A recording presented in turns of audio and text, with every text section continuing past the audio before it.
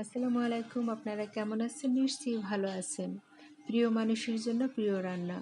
অনেক দিন আমার বাবলু সোনা হসপিটালে, তাই ভাবলাম আমার বাবলু সোনার জন্য এমন কিছু রান্না করি যাতে তার ভালো লাগে।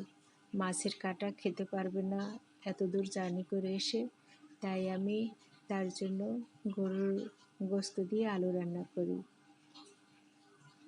যেই কথা সেই কাজ, রান্না শুরু করে দিলাম। এখন প্রায় রান্নার শেষ পর্যায়ে। দেখতে তো খুব লোভনীয় হয়েছে, আমার তো খেতে এখনই মন চায়।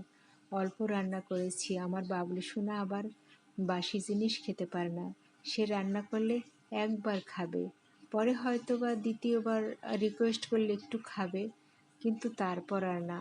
তাই আমি বেশি রান্না করিনি, অল্প রান্না করেছি আমি করে।